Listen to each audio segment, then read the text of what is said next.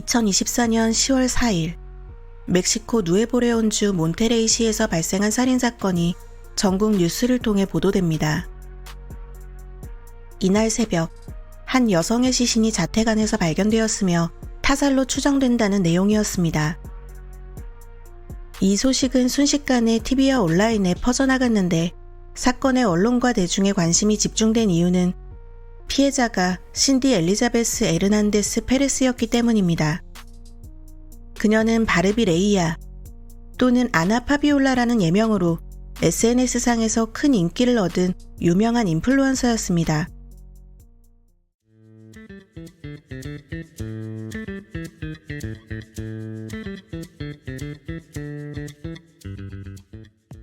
(1988년생인) 신디 엘리자베스 에르난데스 페레스는 X, 인스타그램, 틱톡 등의 헬스 루틴 같은 일상사진과 춤 영상을 올리고 동시에 성인용 콘텐츠 모델로도 활동하고 있던 인플루언서였습니다.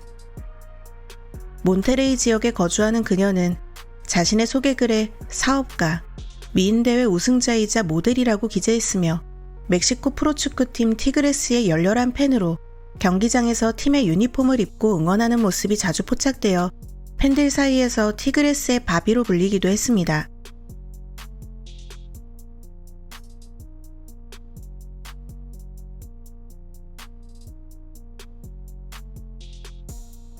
신디가 처음부터 인기 있는 인플루언서였던 것은 아닙니다. X의 란제리나 노출이 심한 옷으로 도발적인 사진과 영상을 게시하던 그녀는 2009년도에 도입된 X의 라이브 스트리밍 서비스를 통해 라이브 방송을 시작했습니다. 성인 모델로 인지도가 있는 그녀가 시작한 라이브 방송은 많은 사람의 흥미와 관심을 끌었습니다. 자신의 일과 그에 관한 생각, 그녀만의 일상 루틴을 팔로워들과 소통했는데 자신감 넘치는 그녀의 모습에 점차 팬층이 생기고 팔로워 수가 급증하죠. 몬테레이에서 방영된 TV 프로그램에 출연하기도 했습니다. 주로 트위터를 통해 팬들과 소통했지만 인스타그램과 틱톡 계정도 만들며 트위터 약 12만 명, 인스타그램과 틱톡에 약 2만 명의 팔로워가 생깁니다. 그녀의 주 수입은 에스코트라 부르는 동반 서비스였습니다. SNS에 올리는 란제리나 노출이 심한 이상을 입은 성인 컨텐츠를 자신을 홍보하는 마케팅 수단으로 활용하면서 에스코트 서비스 예약을 유도했습니다. 예약은 SNS 메시지 또는 등록된 그녀의 전화번호로 받았는데 요금에 따라 식사 데이트부터 함께 밤을 보내는 것까지 가능했습니다. 밤 서비스는 신디의 자택에서 이루어졌고 게시글에 오늘 오후 6시 30분 또는 7시 30분 이후 가능이라는 문구가 공개적으로 올라오기도 합니다. 그녀는 라이브 방송에서 많을 때는 하루에 10명의 고객도 받은 적이 있다고 말했습니다. 1년에 200일, 하루 평균 5명을 만났다면 대략 1년간 고객을 만난 횟수만 1000회가 됩니다. 에스코트 일은 낯선 남성을 만나 둘만의 공간인 그녀의 집에서 시간을 보내야 하는 위험성이 있었지만 그녀에게는 원하는 삶을 살 수 있게 해주는 일이었습니다. 겉으로 큰 문제 없이 긴 시간 그 일을 해왔기 때문에 위험에 대한 인식이 옅었거나 위험을 감수할 만한 수입이라고 생각했을 수도 있습니다. 이 일을 하면서 그녀가 갖고 싶은 것을 사고 먹고 싶은 것을 먹고 살고 싶은 곳에 살 수 있었으니까요. 멕시코는 여성의 취업률이 20에서 25% 정도입니다. 취업률만 낮은 것이 아니라 일자리의 질도 낮아 가정부나 서비스업과 같은 저임금 일자리의 비중이 높습니다. 일반 여성이 고소득을 얻기는 매우 어렵다는 의미입니다. 라이브 방송에서도 이 일을 그만둘 생각은 없다고 당당하게 밝혔던 그녀. 하지만 30대가 되면서 그런 신디의 마음에도 변화가 있었던 것 같습니다. 2019년 고객 중 한 명과 사랑에 빠져 돌연 인플루언서와 모델 활동을 그만둔다고 선언했고 곧이어 임신 소식이 들리더니 몇 달 후에는 아들을 출산합니다. 팬들은 가정을 꾸리고 평범한 행복을 찾았을 것으로 생각했지만 안 좋은 소식은 얼마 지나지 않아 찾아왔습니다. 그녀는 인스타그램을 통해 남자친구가 자신을 속여 돈과 재산을 빼앗고 폭력까지 휘둘러 헤어졌다는 안타까운 소식과 함께 인플루언서로 복귀했음을 알렸습니다. 아들과 자신의 안정적인 삶을 위해서였죠. 그녀는 이전과 같이 일상 모습과 성인용 콘텐츠를 올렸고 에스코트 서비스도 다시 시작했습니다. 달라진 점은 아들과 보내는 시간을 사진과 영상으로 SNS에 게시하기 시작한 것입니다. 아이에 대한 사랑과 엄마로서의 자신, 삶을 살아가는 데 필요한 긍정적인 문구와 함께요. 팬들은 돌아온 그녀를 환영하며 홀로 아이를 키우는 신디를 응원했습니다. 그녀는 여전한 팔로워 수와 함께 예전의 인기를 금세 되찾았습니다. 신디의 하루는 3살배기 아들을 유치원에 데려다 주는 것으로 시작됩니다. 그리고 집으로 돌아와 밤 서비스를 예약한 고객을 맞이하고 모든 일을 정리한 뒤에 시간을 맞추어 아들을 데리러 갔습니다. 그러던 2024년 10월 3일, 평소와 같이 아들을 유치원에 보냈던 신디가 하원 시간이 한참 지나도록 아이를 데리러 오지 않았습니다. 그녀가 계속 연락을 받지 않자 유치원에서는 비상 연락망에 등록된 다른 가족들에게 상황을 알립니다. 연락을 받고 아이를 인도받은 가족들은 신디에 대한 걱정으로 잠을 이룰 수가 없었습니다. 아이를 데리러 가지 않거나 연락이 조절되는 일이 단 한 번도 없었던 신디가 밤새 연락이 닿지 않았기 때문입니다. 10월 4일 오전 9시경 신디의 집으로 찾아간 가족들은 두드려도 응답이 없는 집 안을 확인하기 위해 경찰에 도움을 요청했습니다. 신고를 받고 출동한 경찰이 강제로 문을 열고 진입했는데 집 내부는 도둑이 든 것처럼 가구는 물론 온갖 물건이 바닥에 흐트러져 엉망이었습니다.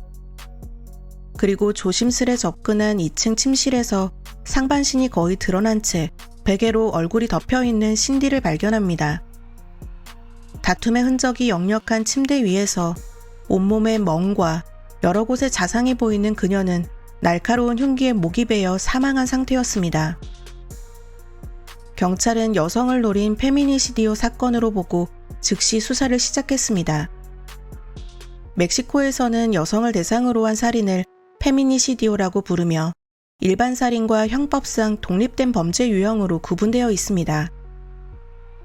피해자의 고립, 신체적 폭력, 모욕적, 굴욕적 행위, 치명적인 상해 등의 구성 요건을 갖췄을 경우 개인 간 살인이 아닌 여성이라는 성별 때문에 발생한 사건으로 보는 것입니다.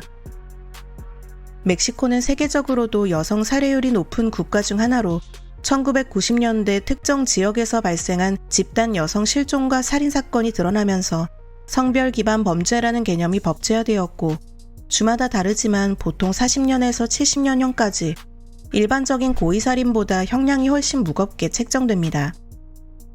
수사와 동시에 신디가 살해되었다는 소식은 언론을 통해 멕시코 전역으로 빠르게 퍼져나갔고 사건 전날에도 SNS에 올린 그녀의 일상을 보았던 팔로워들은 큰 충격을 받았습니다.